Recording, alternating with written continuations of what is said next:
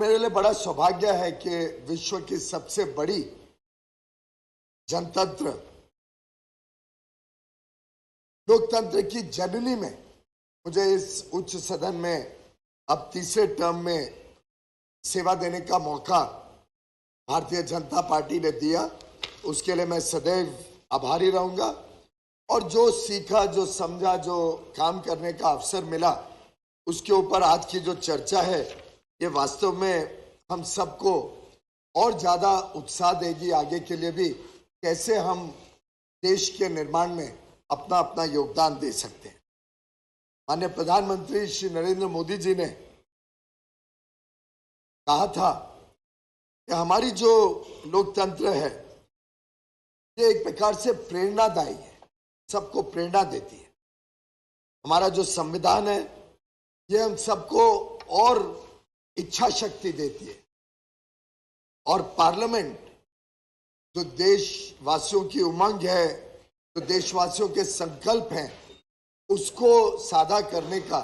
सबसे सही इंस्टीट्यूशन है।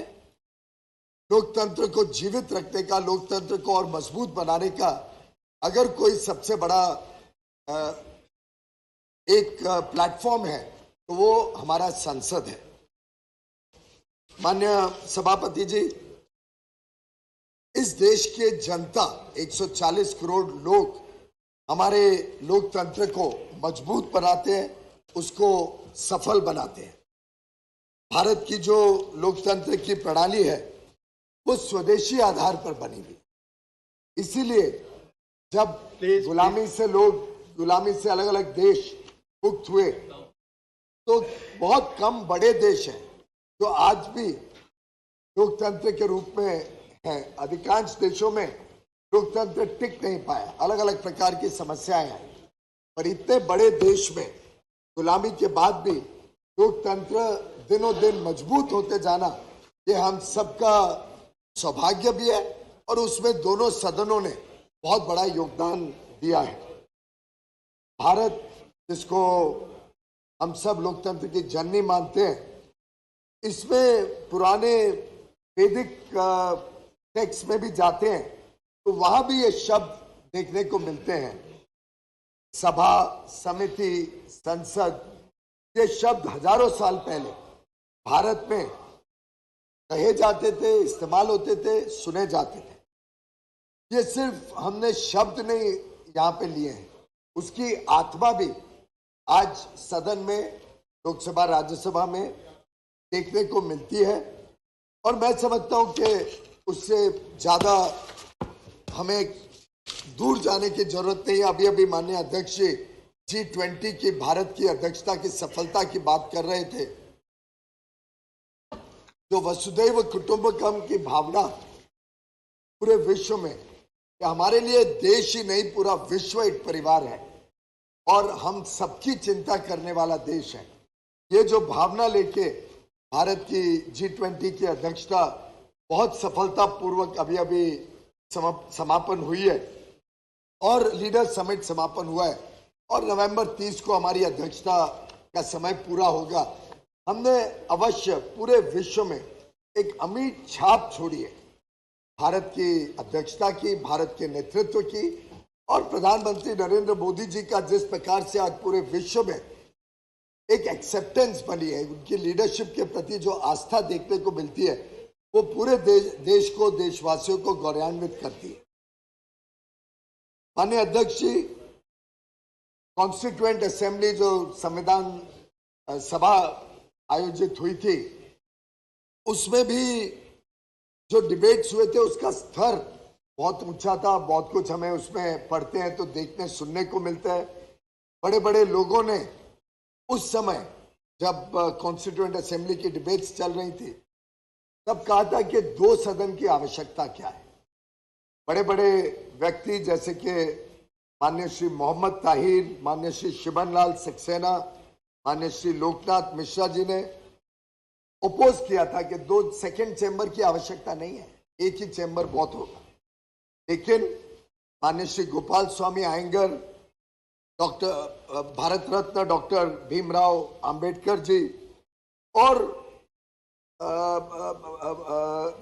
श्रद्धेय सर्वेपल्ली राधाकृष्णन जी ने भी इस बात को बल दिया था, इस बात का समर्थन किया था कि दो सदन होने चाहिए, उच्च सदन का अपना स्थान है। और उसी के बाद अप्रैल 1952 में 1952 में ये सदन बनाया गया और इसकी पहली सभा 13 मई 1952 को हुई। एक प्रकार से इस 71 वर्ष का जो प्रवाह है उसकी चर्चा आज हम सब करने वाले हैं। राज्यसभा की सामान्यता ये अपेक्षा थी कि अच्छी चर्चा होगी, अच्छे डिबेट्स होंगे और चर्चा और वार्तालाप के माध्यम से और एक प्रकार से वाद विवाद से ऊपर उठकर देश हित को सामने रखते हुए राज्यसभा चलेगी। माननीय प्रधानमंत्री नरेंद्र मोदी जी ने भी कहा था कि हमारी जो भी डिबेट होती है, जो वार्तालाप, डिस्कशन, डायलॉग होते हैं, चाहे सदन के अंदर हो चाहे सदन के बाहर हो, उन सब में एक चीज कॉमन है, एक चीज पक्की है कि हमारा जो शपथ है, देश की सेवा करने का शपथ और देश के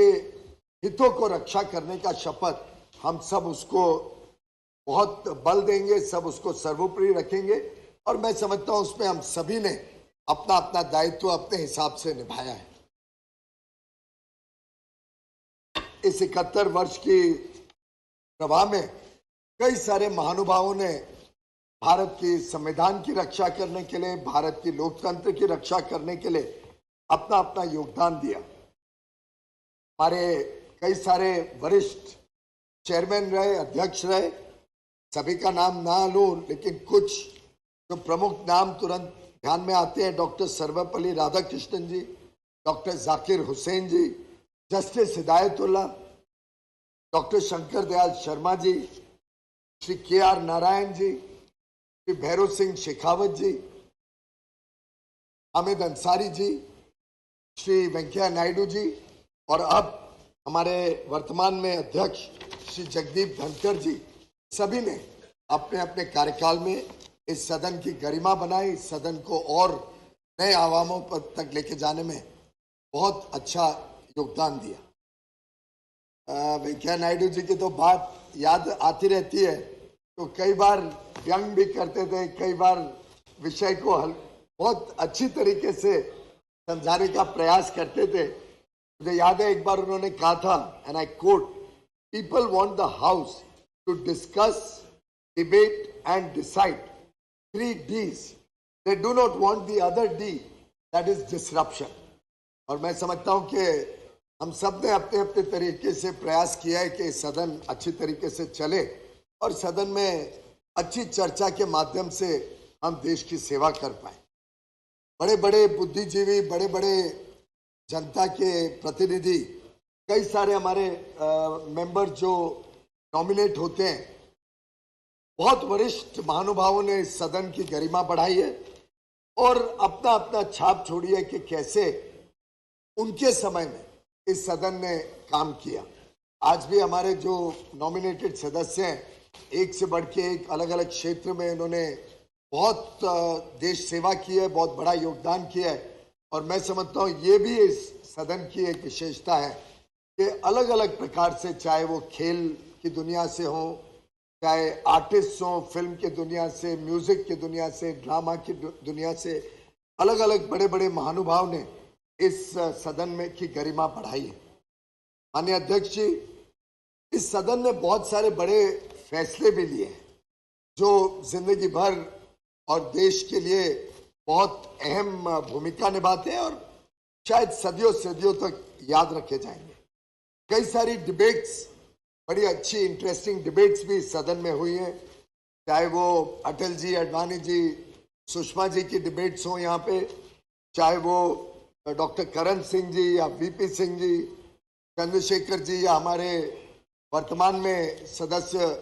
पूर्व प्रधानमंत्री डॉक्टर श्री देवे गौड़ा जी की हो। अलग अलग बहुत महत्वपूर्ण डिबेट्स में बड़े बड़े महानुभावों ने भाग लिया है। कई बार बड़ी फियर्स डिबेट्स होती थी, वाद विवाद भी बढ़ जाता था, लेकिन साधारणता बहुत गंभीर वाद विवाद में भी मौका लेके ये रहता था कि कैसे न कैसे हम सब मिलके काम करें। एक बार एक बहुत गर्मा गर्मी की डिबेट में माननीय अटल बिहारी वाजपेयी जी ने एक आह्वान दिया था कि हम सब राजनीतिक दल मिलजुल के काम करें, अपने अलग अलग जो सोच है, विचारधारा है, उसको रखते हुए भी हम रास्ता ढूंढ के इसमें से आगे चलें और देश हित और जनहित के लिए हम अपना अपना काम करें। मुझे याद आते हैं माननीय अध्यक्ष जी, एक सदस्य थे सीपी कम्युनिस्ट पार्टी के श्री पी राजीव, फिर जाके केरल में मंत्री बने, सीपीआईएम के बड़े वरिष्ठ नेता थे, बहुत ही अच्छी तैयारी करके आते थे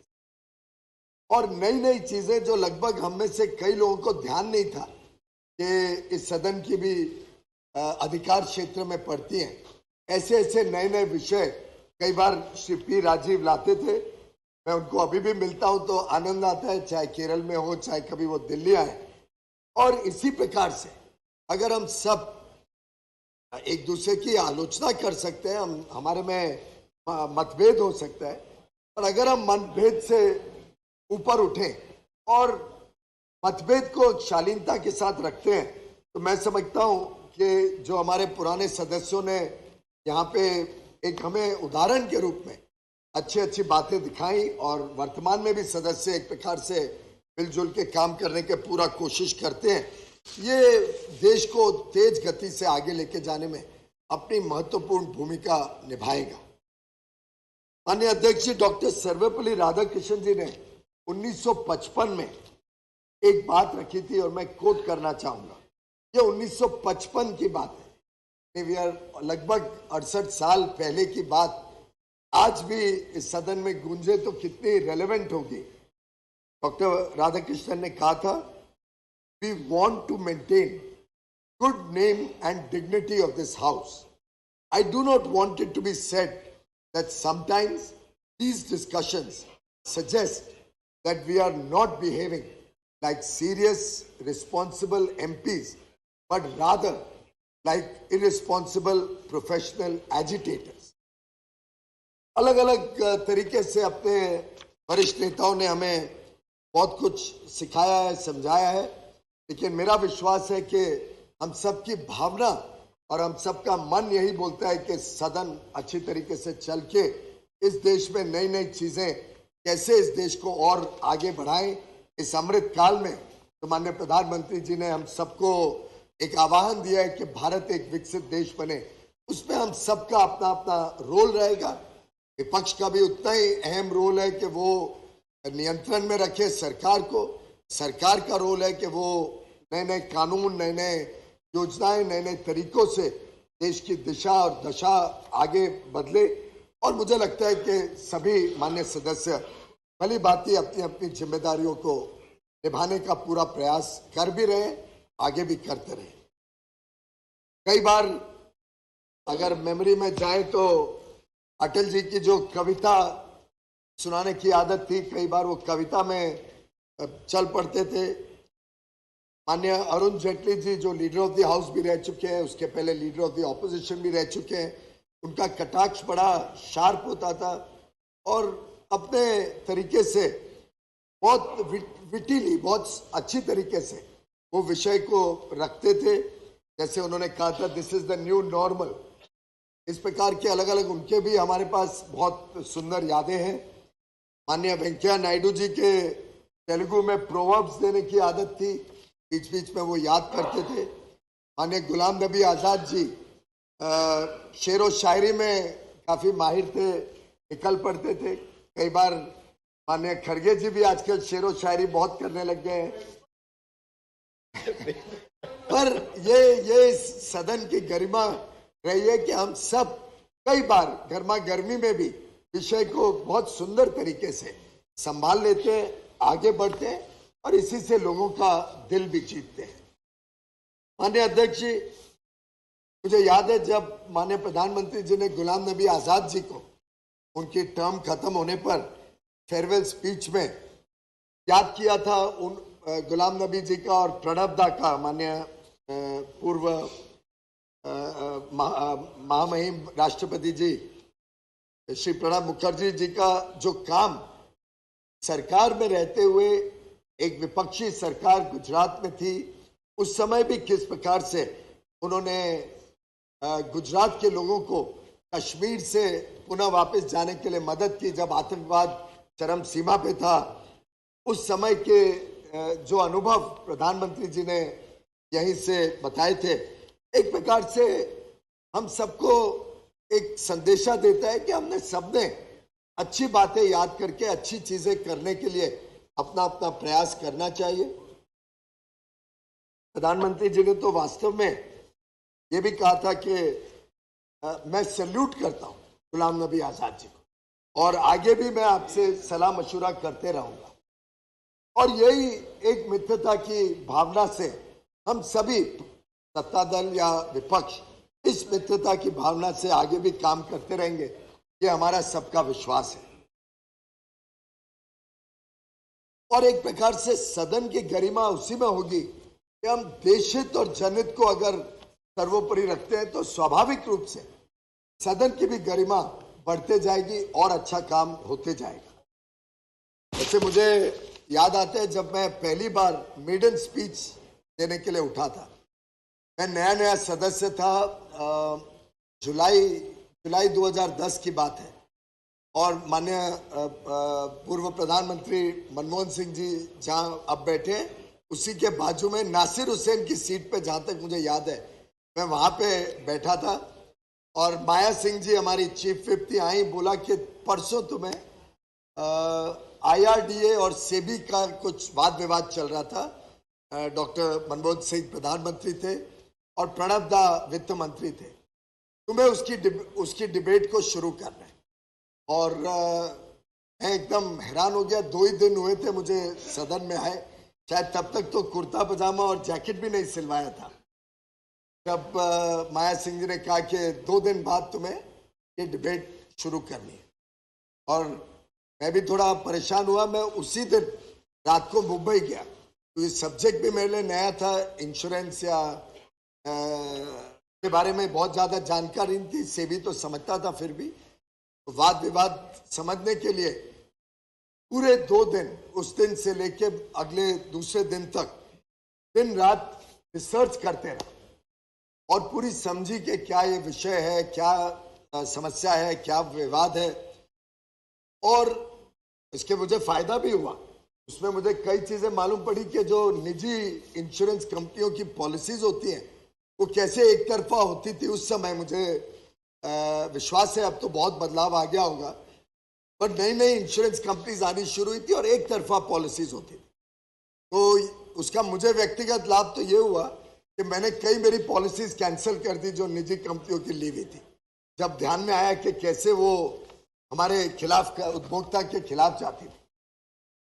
और फिर मैंने मेडन स्पीच जो दी, उस समय मेडन स्पीच में समय का सीमा नहीं होती थी, तो काम लगभग 30-40 घंटे मेहनत करके पढ़ाई की थी, स्पीच भी लंबी चली, लगभग 40-42 मिनट तक मैंने अपनी बात रखी, पर उसका इतना समाधान मिला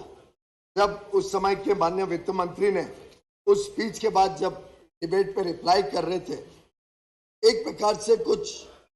वाक्य लेके, मैं वाक्य पे तो नहीं पूरा पढ़ना चाहूंगा, पर उन्होंने जिस प्रकार से मुझे अप्रिशिएट किया, जिस प्रकार से मुझे एनकरेज किया, वो वास्तव में मेरे लिए,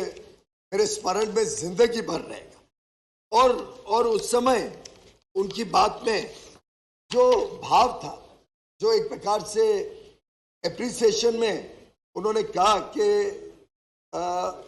जिस प्रकार से मैंने विषय को रखा था मेरी मेडन स्पीच में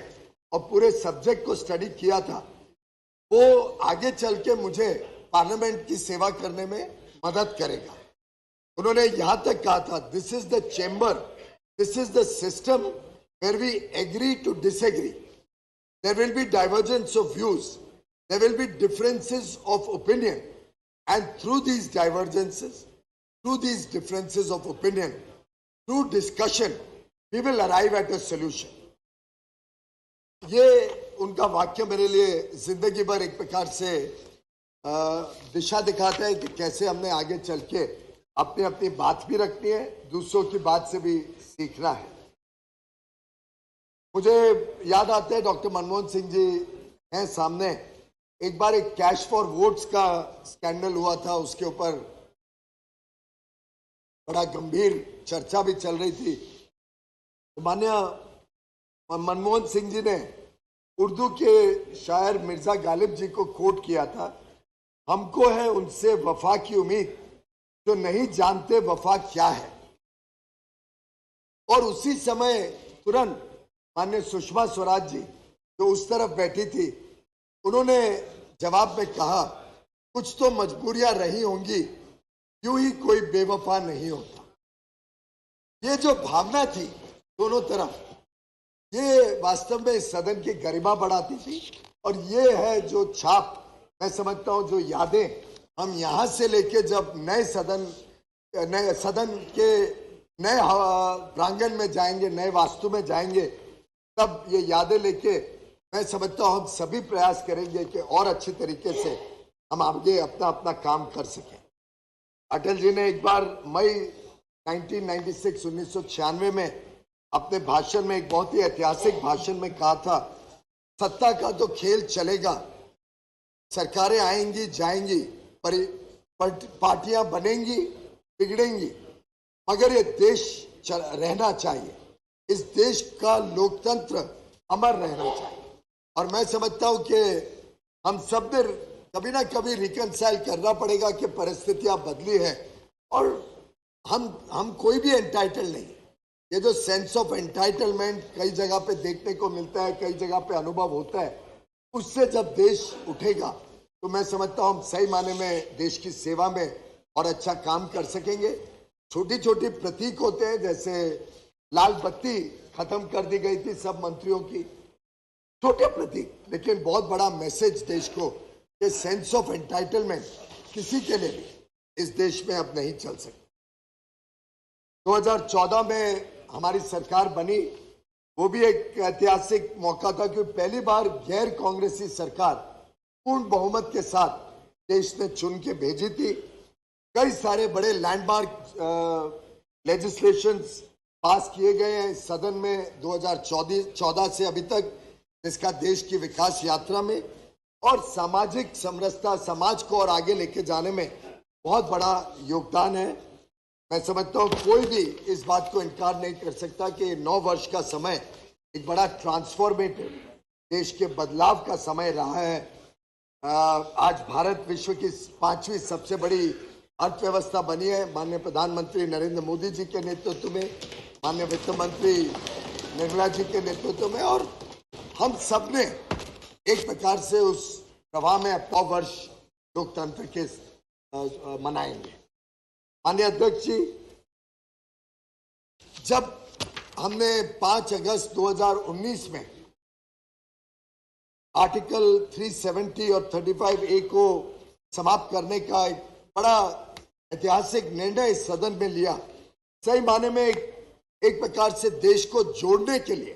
देश को एक बनाने के लिए, जिस देश में हमारी सबकी इच्छा थी कि एक संविधान रहे, एक ही कानून व्यवस्था रहे, कानून व्यवस्था सभी के लिए सामान्य रहे, और जो लाभ देश के अन्य इलाकों में लोगों को मिलते हैं वो हमारे कश्मीर के भाई बहनों को भी मिले, उसके लिए एक बहुत अहम कदम इस सदन से शुरू हुआ था और फिर यहां से लोकसभा में गया। 5 अगस्त 2019 का वो दिन इस सदन के लिए एक बहुत ही यादगार और ऐतिहासिक दिन सदैव रहेगा। एक प्रकार से सरदार वल्लभ भाई पटेल की जो देश की एकता और एकजुटता को मजबूत करने का तीव्र इच्छा शक्ति थी, इच्छा था, काम था और प्रयास था, उसको हमने उस दिन पूरी तरीके से संपन्न करके देश को एक बनाने का काम पूरा किया। ऐसे तो जब आर्टिकल 370 लगाई था तभी उस समय के वर्तमान प्रधानमंत्री जी ने इच्छा जाहिर की थी कि ये तो टेम्पररी प्रोविजन है, कुछ वर्षों में निकल जाएगा और कुछ समय लगेगा जम्मू कश्मीर को अपना खुद का भविष्य भारत के साथ अच्छी तरीके से बनाने में। वो कुछ समय थोड़ा लंबा समय हो गया, पर हम सबके लिए आनंद की बात है कि हमने वो निर्णय 2019 में लिया। माननीय अध्यक्ष जी, कुछ ऐसी चीजें ध्यान आती है जैसे उत्तराखंड, छत्तीसगढ़ और झारखंड बनाने का विषय था। कितनी सुंदर तरीके से लगभग सबकी सर्वसम्मति से और एक साथ मिलजुल के ये 3 नए राज्य बने। 3 नए राज्यों को एक अपने आगे का भविष्य तय करने का मौका मिला और कंसेंसस के साथ पीसफुली ये डायलॉग और डिस्कशन के माध्यम से ये तीनों राज्य बने। थोड़ा बहुत दुर्भाग्य की बात है कि कुछ कई ऐसे विषय होते हैं जहां पे हम ऐसी सर्वसम्मति नहीं बना पाते और मैं समझता हूं कि उसमें भी हम शालीनता से अपनी अपनी बात रख के आगे चलें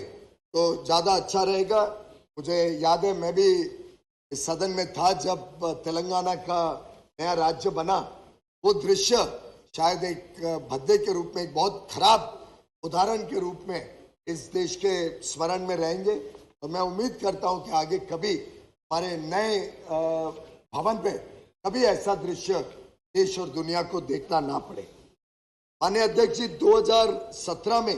एक ऐतिहासिक गुड्स एंड सर्विसेज टैक्स जिससे वन नेशन वन टैक्स स्थापित हुआ और ये इसलिए ऐतिहासिक कहता हूं क्योंकि लगभग एक प्रकार से इसमें भी सर्वसम्मति से बना था। पूरे देश की सम्मति, देश के हर राज्य ने इसमें अपना अपना सहयोग दिया और we are the house of elders reflecting the states wishes and desires. तो इस प्रकार से सभी राज्य मिलके हमारे पास ये प्रस्ताव लाए और वो जो 2017 का दिन है, ऐतिहासिक मिडनाइट सेशन 30 जून 1 जुलाई की रात को 2017 में सेंट्रल हॉल में हुआ और आज उसका लाभ पूरा देश अनुभव भी कर रहा है। व्यापार उद्योग को नया बल मिला है, बहुत तेज गति से देश आगे बढ़ रहा है। कई सारे ऐसे निर्णय जो बहुत महत्वपूर्ण रहे, एबॉलिशन ऑफ प्राइवेट पर्सेस, वो एक विषय रहा जिसमें अलग अलग व्यू पॉइंट्स थे और पार्लियामेंट ने उसको पास करके एक बड़ा अच्छा संदेश दिया। इसी प्रकार से ट्रिपल तलाक को जब क्रिमिनलाइज किया, उसका कानून 2019 में लाया गया, हमारी बहनें माताओं को अपना सम्मान मिला और एक बड़ा सिग्निफिकेंट रिफॉर्म का मेजर था जिसने जेंडर डिस्क्रिमिनेशन को समाप्त करने के लिए अपना अपना योगदान दिया है। और इसी प्रकार से हमारी महिलाओं के सम्मान के लिए ये सरकार तत्पर रही है और लगातार एक के बाद एक 9 साढ़े 9 वर्षों में इतने सारे बड़े निर्णय हमारी बहनों के लिए, माताओं के लिए, हमारे बेटियों के लिए इस देश में किए गए हैं। Right from the day one, Beti Bachao Beti Padhao से लेके आज तक और भविष्य में भी भारत हमारे बहनों को और अच्छा सम्मान मिले और अच्छा स्थान मिले। हम ऑलरेडी देख रहे हैं कि बड़े पैमाने में बहनें काम में आ रही हैं, they are joining the workforce और भारत की अर्थव्यवस्था में भी और भारत की आगे के भविष्य में उनका योगदान बढ़े। ये मुझे लगता है हम सबका एक प्रयास है, हम सबका इच्छा भी है। माननीय अध्यक्ष जी, कुछ थोड़े खराब हमारे सामने उदाहरण भी है जिससे सीखने को मिला। जैसे पार्लियामेंट पे जो अटैक हुआ था उससे हम सबको और ज्यादा चौकन्ने रहना पड़ेगा और सुरक्षा के जो प्रयास किए जाते हैं, सुरक्षा कर्मी जो अपना काम करते हैं, सुरक्षा हमारी और हमारे देश की आन बान और शान संभालने के लिए जो सुरक्षा कर्मी काम करते हैं, मैं समझता हूं उसमें हम सबका भी योगदान हो, हम भी कोऑपरेट करें और हम भी थोड़ा सेंस ऑफ एंटाइटलमेंट से ऊपर उठ जाएं तो शायद हमारी भी सुरक्षा और देश के सम्मान की सुरक्षा और अच्छी हो पाएगी और 2001 जैसे अटैक कभी नहीं आ पाएंगे। उसके बाद हमने एक पूरे देश को संदेश, एक यूनिटी का संदेश तो दिया कि हमारा लोकतंत्र को कोई हरा नहीं सकता, आवर डेमोक्रेसी इज इनविंसिबल। परंतु मुझे लगता है इसको पुनः हम स्मरण करते रहे और आगे भी कभी हमारे देश की एकता और एकजुटता पे कोई आहत नहीं आए, ये हम सबका सामूहिक प्रयास रहना चाहिए। माननीय प्रधानमंत्री नरेंद्र मोदी जी के नेतृत्व में आज भारत एक बहुत आत्मविश्वास के साथ बहुत तेज गति से विकास की प्रवाह में आगे बढ़ रहा है। इसमें कई सारे मौके आते हैं हम सबको, जिसमें एक आवाज से देश हित और जनहित को हम आगे लेके जा सकते हैं। और मैं समझता हूं जो हमने पुराने लेसन सीखे हैं उससे हमें आगे के भविष्य को बनाने में और अच्छा बल मिलेगा। जैसे कि जब इमरजेंसी आई थी और एक प्रकार से भारत के लोकतंत्र के कई सारे प्रावधान रोक दिए गए थे, उन पे अंकुश लगा दिया गया था, तब माननीय अटल बिहारी वाजपेयी जी ने कहा था, अनुशासन के नाम पर अनुशासन का खून, भंग कर दिया गया संघ को, कैसा चढ़ा जुनून। और मैं समझता हूँ ये एक बहुत वेकअप कॉल था पूरे देश के लिए। कई सारे हमने इसमें से सबक सीखे और आगे चल के जो 42nd कॉन्स्टिट्यूशनल अमेंडमेंट था उसको भी फिर पुनः बदला गया। 44th अमेंडमेंट 1978 में आने से 1978 में जो फंडामेंटल राइट्स, हमारे अधिकारों के ऊपर जो अंकुश लगा था, उसको पुनः एक बार स्थापित किया गया। और बाद में तो कई सारे मौके आए जिसमें सदन ने भी और कोर्टों ने भी भारत की जो बेसिक प्रिंसिपल्स हैं हमारे आज़ादी के, हमारे संविधान के, उसको कोई आहत ना पहुंचे उसके लिए कई सारे कदम हम सब ने और देशवासियों ने उठाए। माननीय अध्यक्ष जी, कई सारे ऐसे कानून थे जो पुराने गुलामी के समय से चले आ रहे थे। हम एक प्रयास कर रहे हैं कि उन कानूनों को भी बदला जाए, उनको कंटेम्पररी आधुनिक बनाया जाए, आज के बदले हुए परिप्रेक्ष्य में कैसे वो रेलेवेंट हो, उसके लिए प्रयास सभी सरकारें करती हैं। कंपनीज एक्ट पहले 1956 में था तो पूरी तरीके से लाइसेंस राज को बल देता था, उसको बदला गया 2013 में और कई सारे मेजर्स लिए जिससे उद्योग व्यापार को और बल मिल सके। उसमें भी समय समय पे कई सारे और बदलाव 2014 से 2022 तक लाए गए हैं, जिससे आज ईज ऑफ डूइंग बिजनेस को और ईज ऑफ लिविंग को हमने अपनी प्राथमिकता बनाते हुए देश को आगे बढ़ाने का काम किया है। तो नई पार्लियामेंट की बिल्डिंग बनी है, ये भी अपने आप में देश के लिए एक बहुत गर्व की बात है, हम सब के लिए गर्व की बात है। ये हम सबका सदन, आधुनिकता से पूरा युक्त और आगे भविष्य की जो जरूरतें हैं उसको पूरा करने वाला ये नया वास्तु, मैं समझता हूं पूरे विश्व में एक भारत के लिए एक नई उत्साह और उमंग के साथ आगे जाने का एक संदेश पहुंचाएगा। ऐसे ही पिछले 2 महीनों में भारत मंडपम, जो पुराना प्रगति मैदान था, और एक द्वारका में स्थित नया यशोभूमि, 2 और बड़े सेंटर्स का उद्घाटन माननीय प्रधानमंत्री नरेंद्र मोदी जी ने किया है। ये दोनों नए भारत के प्रतीक के रूप में देश को आगे लेके जाएंगे। अब हमारा देश विश्व स्तरीय फेयर्स, एग्जीबिशंस, कन्वेंशंस, कॉन्फ्रेंसेस कर पाएगा और उसका हमने जीता जागता एक स्वरूप G20 लीडर्स समिट में भी देखा। ये सब निर्णय अब इस देश को आगे लेके जाने के लिए समावेशी और एक प्रकार से पारदर्शिता के प्रतीक के रूप में लोगों की आशाएं अपेक्षाएं पूरा करने के लिए सबका प्रयास है और हम सब मिलके इस प्रयास में जुड़े, देशवासियों का विश्वास जीते और देशवासियों को एक कर्तव्य भावना से जो 5 फ्रंट माननीय प्रधानमंत्री जी ने आजादी के अमृत महोत्सव में लाल किले से दिए थे कि हम सब 140 करोड़ देशवासी कर्तव्य भावना से देश की एकता और एकजुटता को संभालें, देश को गुलामी की मानसिकता से निकालें। हमारे इतिहास से जो सीखने को मिला है, जो हमारे इतिहास में, हमारी परंपराओं में, हमारे जो रिच कल्चर और हेरिटेज, पारिवारिक वैल्यू सिस्टम्स हैं, उन सब से जो हम सीखते हैं उस सब को कर्तव्य भावना से आगे लेके जाएं, नारी शक्ति का सम्मान करें और एक भ्रष्टाचार मुक्त भारत को विकसित भारत बनाने के लिए हम सब संकल्प लेके आगे चलें। इस इच्छा के साथ इस सदन में भी ये आज का विषय हम सब चर्चा करें। हम सब डॉक्टर बाबा साहेब अम्बेडकर जी का जो एक संविधान सभा कॉन्स्टिट्यूएंट असेंबली में भाषण था जिसमें उन्होंने कहा था, and I quote, where constitutional methods are open